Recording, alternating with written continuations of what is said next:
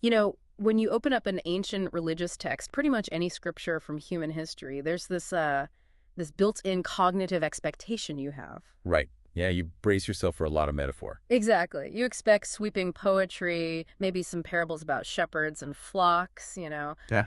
esoteric visions. Oh, yeah, and moral guidelines that are inherently pretty malleable. Hmm. We're totally conditioned to read these texts as literature. Right. Literature that demands interpretation.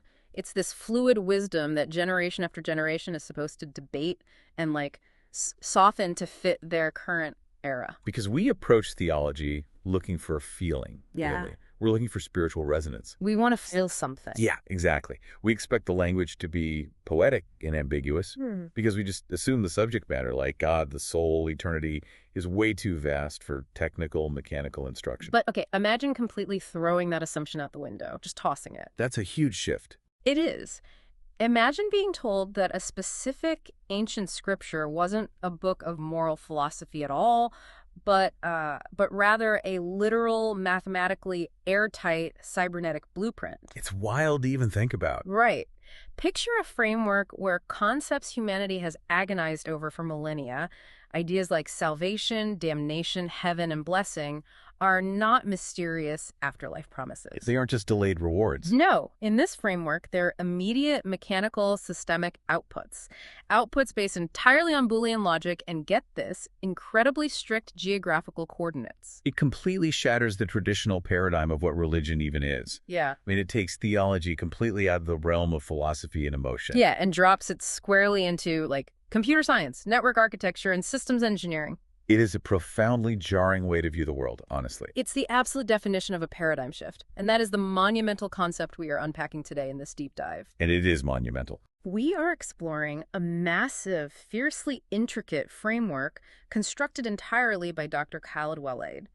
In his text, which is called The Cybernetic Covenant, Divine Matrix of Followership and Centrality, Dr. Waleed reinterprets Quranic verses exclusively through the lens of systems theory. He basically strips away centuries of what he views as emotional and traditional commentary, right? Exactly. He presents the scripture as a closed-loop mechanical matrix. And according to Dr. Waleed, this matrix dictates the operational status of the human soul as a literal node in a cosmic network. But before we delve into the actual mechanics of Dr. Waleed's system, we definitely need to establish a very sturdy boundary for this conversation. Yeah, good call. We need a disclaimer here. Right. Because Dr. Waleed's framework is revolutionary, and historically speaking, it is highly controversial. He makes some massive claims, especially regarding geography. The geography stuff is intense. It really is.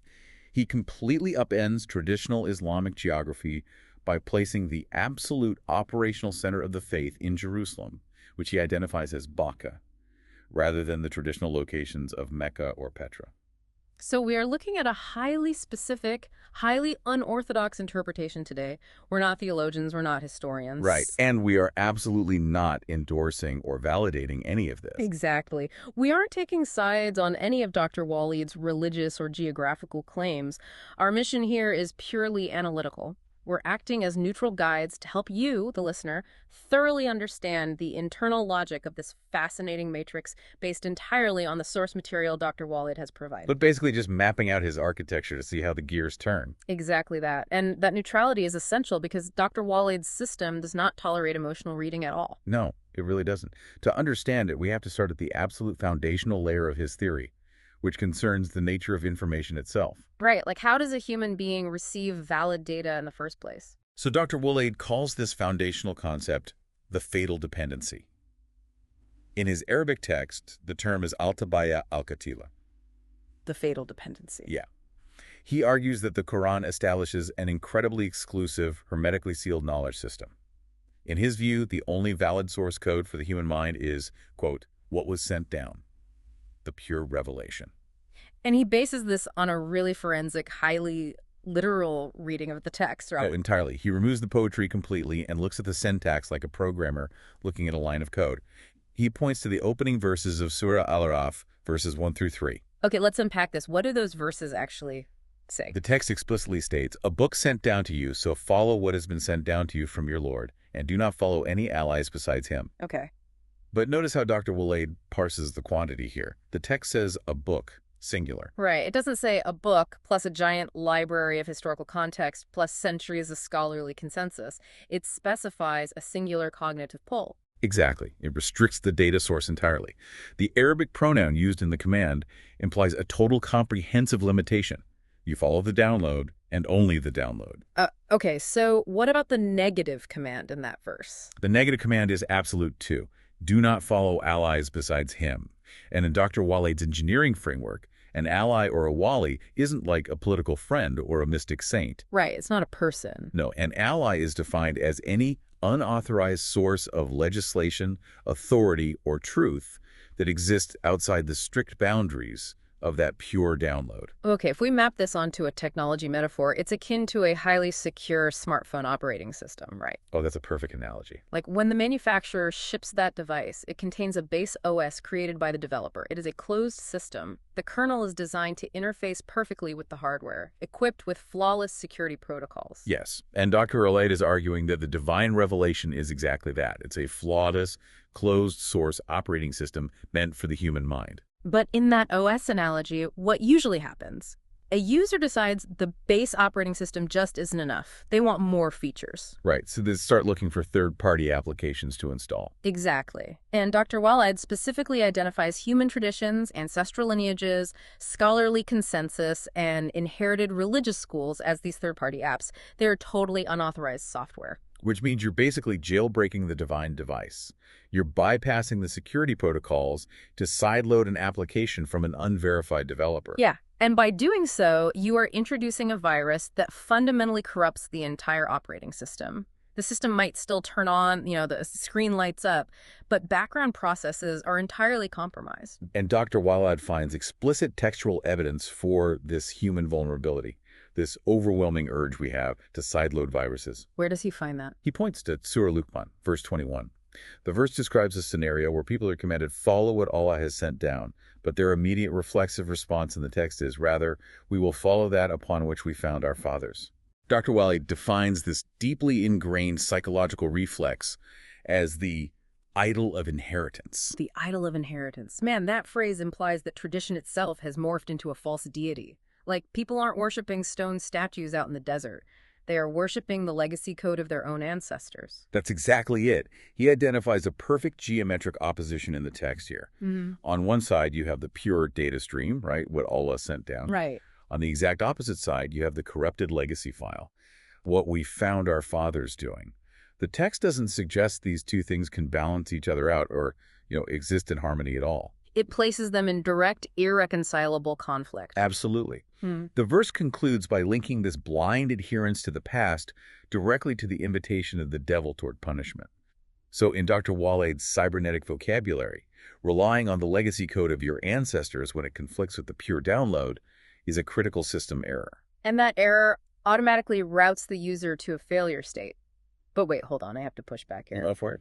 Because my human brain is completely rejecting this premise, human tradition, scholarly consensus, the passing down of knowledge from father to son, that chain of transmission, is the literal bedrock of civilization. It's how we function as a species, yeah. Right. It's the social safety net of humanity. We don't have to reinvent the wheel or agriculture or language every single generation because we inherit that data. So why on earth is Dr. Waleed treating the very mechanism of human survival and societal cohesion as malware? It is the most natural objection to raise, it really is. And honestly, grappling with it reveals just how radical Dr. Waleed's framework actually is. Okay, so how does he justify it? Well, he acknowledges that human societies run on inherited data, obviously, but he argues that applying that human survival mechanism to the divine OS is fatal. To understand why he views this social safety net as a virus, we have to examine his synthesis of Surah Maryam, verse 59. What does that one say? The verse states, "But there came after them successors who neglected prayer and pursued desires, so they are going to meet evil." Okay, but traditionally, neglecting prayer is just viewed as a standard moral failing. Like, people got lazy, they stopped being pious, and they gave in to temptation. It's a classic story. Right. But Dr. Waleed strips away the moralizing and looks strictly at the mechanics. He translates the word prayer, or salat, strictly as the direct functional connection to the pure source code. The connection itself. Yeah, the word salat in Arabic literally shares an etymological root with the concept of connection. So the verse isn't about people forgetting to perform a daily ritual. It is about a generation severing their direct uplink to the master server. They literally lost the signal to the pure download. Exactly. And nature, much like cybernetic systems, abhors a vacuum. When that pure data stream is severed, the system doesn't just, gracefully power down. It tries to keep going. Right. Humans naturally and automatically attempt to fill the void with desires. But in Dr. Waleed's context, desires aren't merely physical urges or lusts. Desires are subjective human-made laws, speculative interpretations, and accumulated cultural traditions. So the human operating system tries to keep running, but without the pure download, it's just forced to run on junk data. Exactly. It's patching the holes with whatever cultural materials lying around. The successors inherited a system with a broken uplink, so they just wrote their own code to make it look like it was still working. And the result, I'm guessing, is not good. Not at all. The end of the verse says that they meet gay, a term Dr. Waleed translates as a compound delusion. The compound delusion. Yeah, the original code becomes entirely diluted by these constant patches. To the user, the interface might look somewhat similar to the original religion, but the underlying mechanics are completely corrupted by layer upon layer of inherited human edits. So that social safety net of tradition that I mentioned earlier. Dr. Waleed views it as a sprawling web of systemic compromises. It just suffocates the original truth under the guise of trying to protect it. Every single human update, even if it's super well-intentioned, just introduces new bugs. The tradition isn't protecting the software, it's burying it. Exactly. Which brings us to a massive structural question in his theory. Right. If society is running on this bloated, patched-together, error-filled legacy code, what happens when it inevitably breaks? What happens when the master server finally audits the network, right? Yes. And this leads us to his interpretation of Judgment Day. Usually when theology discusses the final judgment, it is a profoundly emotional, highly anthropomorphic scene. Very dramatic, yeah. You picture a massive courtroom. There are cosmic scales weighing good deeds against bad deeds. There are prosecutors, defenders, people weeping, pleading. It's all about mercy and wrath. It's a huge drama. But Dr. Waleed removes every single ounce of that emotion. He views Judgment Day not as a moral courtroom, but as a catastrophic cybernetic server crash. A server crash. Yeah. It is the sudden, violent collapse of all unauthorized peer-to-peer networks. The imagery he pulls from the source text to support this is honestly chilling. Walk us through his analysis of Surah al-Baqarah verses 166 and 167. Sure. So these verses describe a specific horrific moment during the final reckoning. The text describes the moment when those who were followed disown those who followed them, and they see the punishment, and all ties are cut between them. All ties are cut? Yeah. The Arabic phrase for ties are cut is takata ad bihim al-asbab. Those who were followed disown those who followed them. This completely ties back into his concept of the fatal dependency, doesn't it? It does. Dr. Waleed zeroes right in on this dynamic. Throughout history, rather than maintaining a direct connection to the pure download, humans built vast, sprawling networks of religious adherence based on following other humans. Right. They followed saints, scholars, charismatic leaders, and ancestors. Exactly. In network terms, they built massive peer-to-peer or P2P networks of belief. They routed their data through human hubs instead of connecting directly to the master server. And the text says the ties are cut, the asbab. Traditionally, I imagine that implies familial bonds or like mystical connections just evaporating into thin air. Not for Dr. Waleed. He defines asbab strictly as the mechanical infrastructure of human support. These ties are the actual religious sects, the chains of narration, the schools of thought, the ancestral justifications. They are the actual physical network cables of the human-made system. Exactly. Okay, so it's like a massive global server outage, everyone relying on a pirated, unauthorized, peer-to-peer network to access what they believe is the divine service. They've spent their whole lives on it. They've built their digital identities on it. They've structured whole societies around it. And then suddenly, the master server, the ultimate reality, initiates a hard reboot and a system-wide audit. And what does the master server find? It scans the P2P network and simply does not recognize their credentials because they are running third-party corrupted code. And what do you think the administrators of those fake P2P networks do in that exact moment? The leaders, the scholars, the followed? The moment they see the master server crashing their unauthorized system, they panic. They instantly delete their own users' accounts. They purge the logs and disown their followers to try and save themselves from the system purge. The verse literally says they disown those who followed them. Exactly. The leaders realize they have absolutely zero authorization from the main system. They thought they had administrative privileges all this time, but reality proves they don't. So they just drop the connections instantly. Wow. The followers are left completely stranded, holding onto dead links. The master system simply drops their packets. There is no courtroom negotiation. There is no appeal based on good intentions.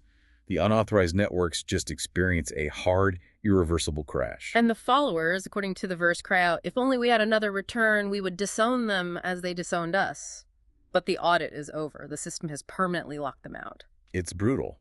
And this systemic mechanical view extends to Dr. Waleed's fascinating, if completely grim, extrapolation on the nature of the punishment itself. Oh, this part is intense. Very. Look at Surah An-Nisa, verse 56, which describes the people in the fire. It says, every time their skins are roasted through, we will replace them with other skins so they may taste the punishment. That is undeniably one of the most visceral, terrifying images in the entire scripture. It is, yeah.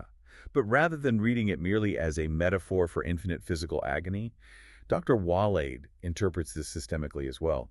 He sees it as an endless mechanical loop of error. A loop of error. Right. Think about the behavior of these people in the physical world. Whenever their inherited traditions were challenged by the pure download, what did they do? No. Did they delete the corrupted software? No, they patched it. They generated a new excuse, a new layer of commentary, a new splinter sect to protect their core delusion. Exactly. They built a self-replicating loop of error.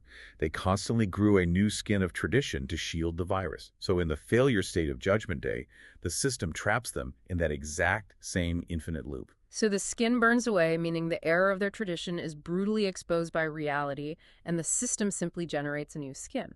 Yes, replicating their earthly habit of generating new traditions, only for it to fail and burn all over again. It is a literal, while true, loop in programming, a loop of suffering. The punishment is just a mechanical reflection of their own earthly code. It's an error handling process with absolutely no exit command. It is incredibly bleak, but within his cybernetic framework, the logic is terrifyingly sound. You write a loop of error in life, you get trapped in that loop in the system crash. Yeah, that's exactly it. So, okay, we have the pure software, the download, we have the virus, the accumulated weight of human tradition, and we've explored the catastrophic server crash that occurs when the corrupted software is finally audited. Right. But Dr. Waleed does not let this remain a purely abstract digital metaphor, does he? He argues that this software cannot just exist in the ether. It requires highly specific, unchangeable geographical hardware to function. And this is where Dr. Waleed introduces the most controversial, explosive element of his entire thesis. He ties this entire abstract cybernetic system to literal GPS coordinates on the Earth's surface. He claims that the divine matrix demands a spatial reality. The world is divided into two distinct operational zones. On one side, you have Baka, which he unequivocally identifies as Jerusalem. Right. And on the other side, you have the forbidden reproductive towns of human tradition, which he identifies as Mecca and Petra. To comprehend how he justifies this massive claim, we have to examine his reading of Surah Al-Imran, verse 96. The text states, "Indeed, the first house established for mankind was that at Baka, blessed and a guidance for the worlds." Okay. For Dr. Waleed, this is not just a piece of historical trivia about ancient architecture. In his framework, Baka Jerusalem is node 0. Yeah. It is the irreplaceable geographical anchor of the entire covenant. It represents absolute cognitive purity. Node 0, the literal physical location of the master server. Yes.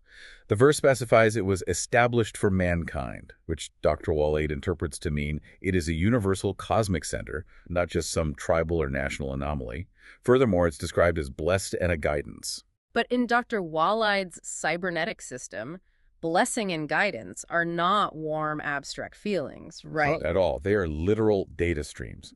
And those data streams emanate exclusively from the hardware located at node 0. Conversely, Mecca and Petra represent the exact opposite in his spatial matrix.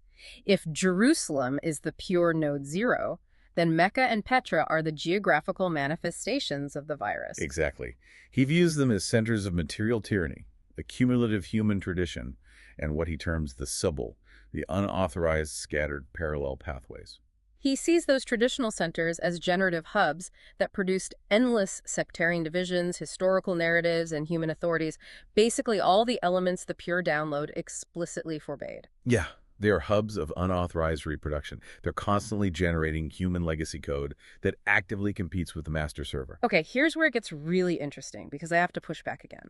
This is where the framework clashes violently with how modern people view spirituality. We generally think of theology revelation, connection to the divine, the soul as wireless. It's transcendent. It exists in the mind or the heart. If I possess the pure download, if I read the text and successfully purge all the human tradition from my mind, why can't I access the system from Tokyo or London or a cabin in the woods? Why does abstract software require specific geographical hardware?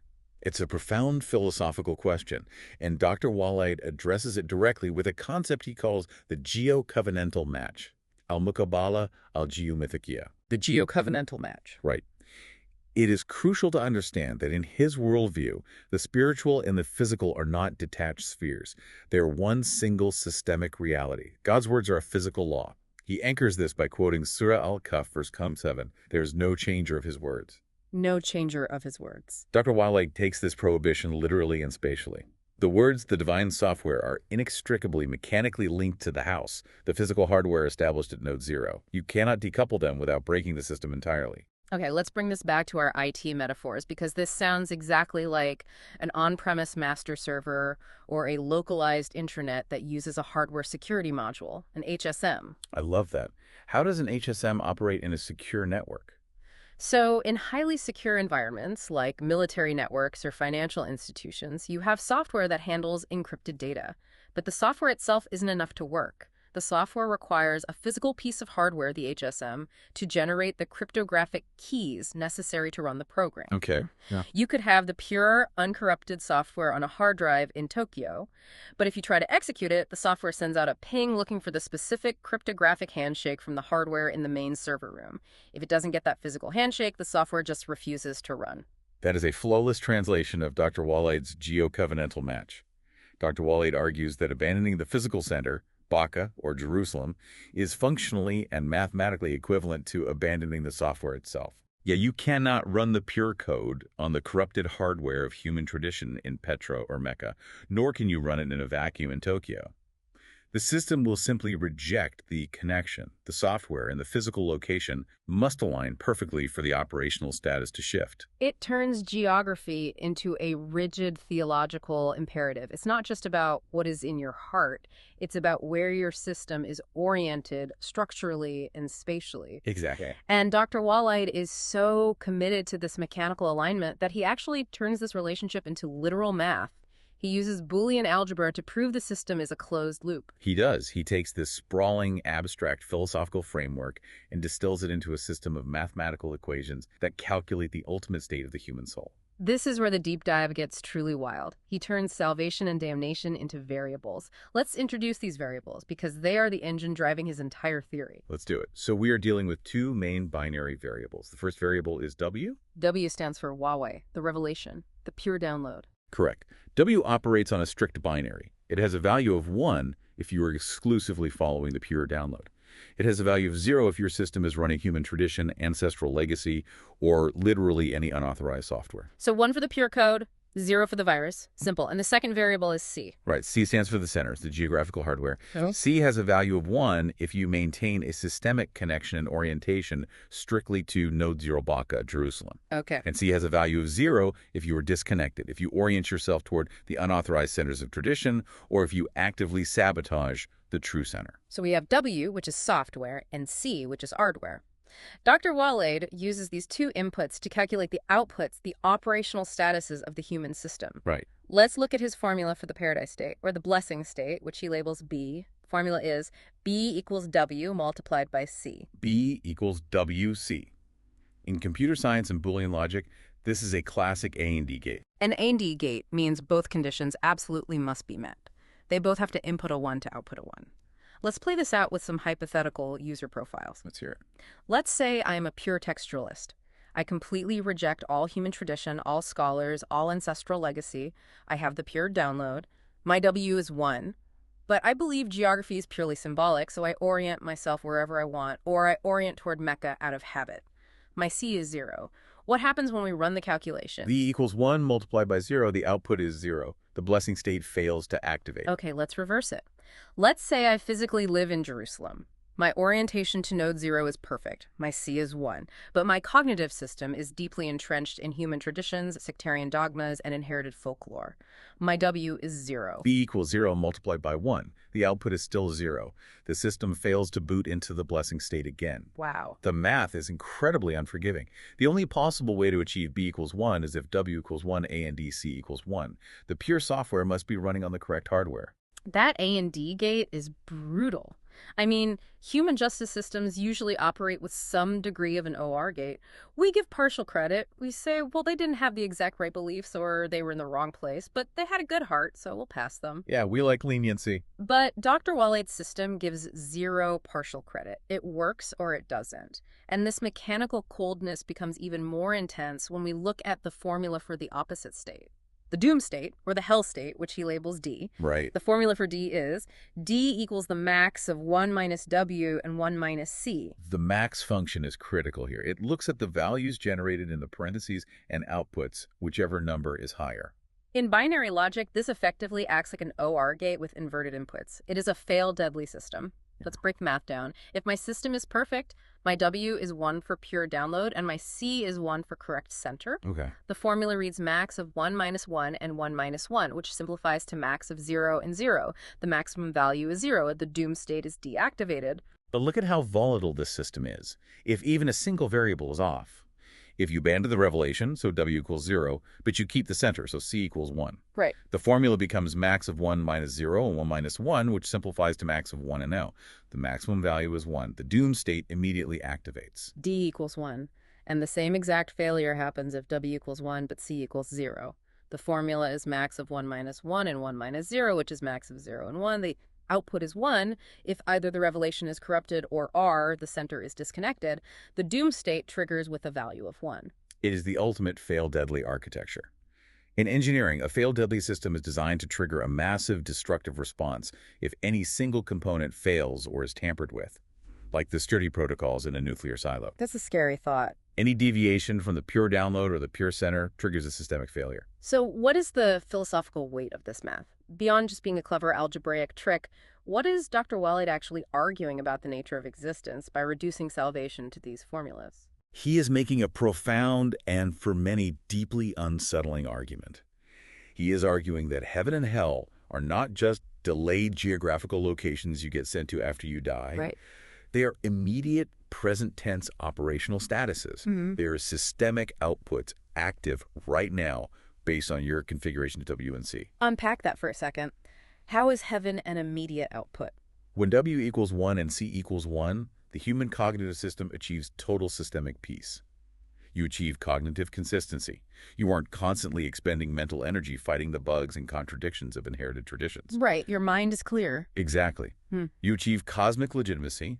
Your system is recognized by the master server and operates in flow with the universe. That is the paradise state, and it begins the moment the variables align. And when D equals 1, when the system triggers the doom state. Dr. Waleed points to Surah Taha, verse 124. And whoever turns away from my remembrance indeed, he will have a depressed life, and we will gather him on the day of resurrection blind. Dr. Waleed analyzes the Arabic word used for depressed life, which is dank. He translates dank as a systemic narrowness. Narrowness, like a severe bottleneck in a network. Your bandwidth is being actively throttled. Precisely. When your system is running corrupted legacy code or is disconnected from the physical hardware of the center, your cognitive processing becomes narrow. You experience internal friction, anxiety, societal chaos, and intellectual stagnation because your operating system is fundamentally glitching. The data packets are just colliding with each other. Yes. And this ongoing friction leads to what the verse calls blindness.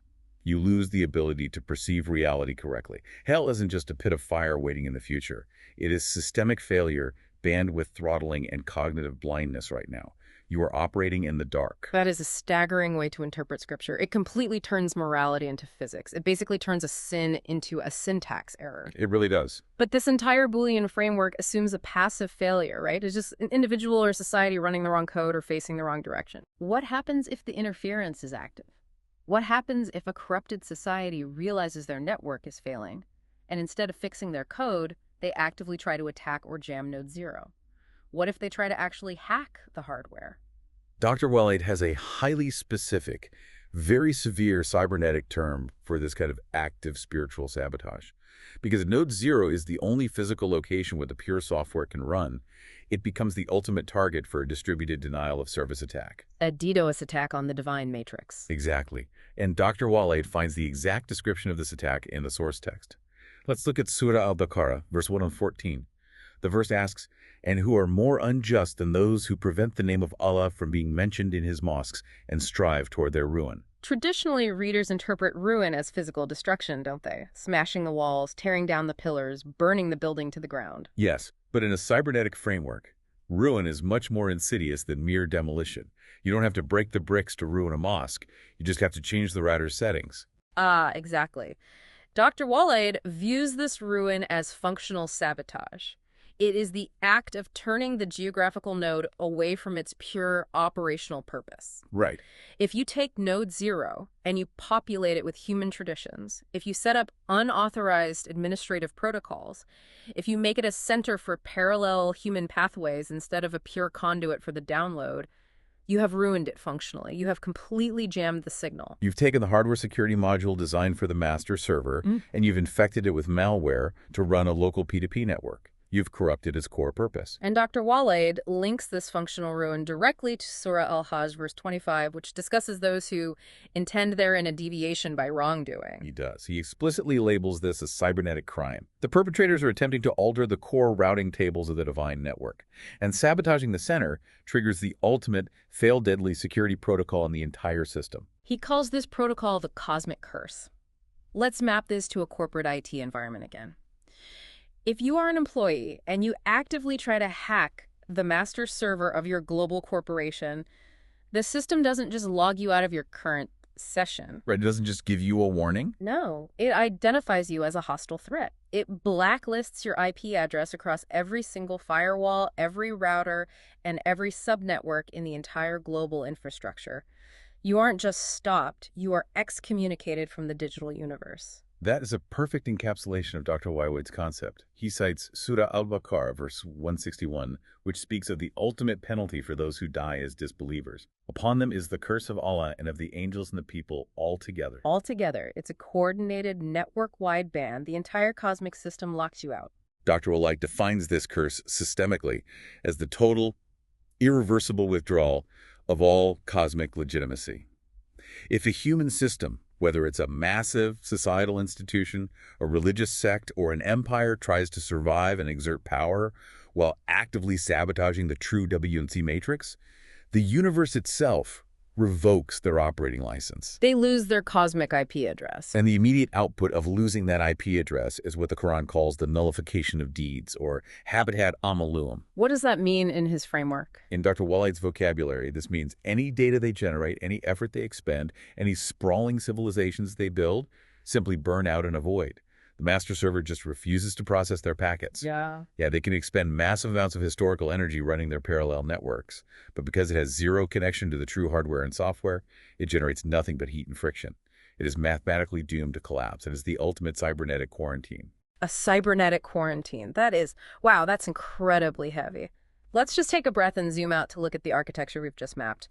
We really need to acknowledge the sheer monumental ambition of Dr. Khaled Waleed's framework. Oh, absolutely. It is breathtaking in its scale and its strict, uncompromising logic. By taking scriptural exegesis, a field usually defined by historical nuance, linguistic poetry, and deep human emotion, and forcing it entirely into a closed cybernetic system, he has created something radically unique. He utilizes Boolean logic, strict binary states, and incredibly precise geographical lock-ins to forge a matrix that is mathematically airtight. He fundamentally attempts to eliminate any room for human emotional interference. I mean, there is no negotiating with an AND gate. Right. There's no pleading with a max function. His framework operates with the cold, undeniable precision of physics. W and C produce B or D. That is the entirety of the operational universe. It strips the mystery out of faith and replaces it with brutal mechanics. It is terrifying in its strictness, but it is undeniably compelling as a cognitive model, and that actually brings us to the end of this deep dive. But before we go, I want to leave you, the listener, with a final provocative thought. Let's hear it. We have spent this time deep in the theoretical weeds of Dr. Waleed's specific theological and geographical matrix.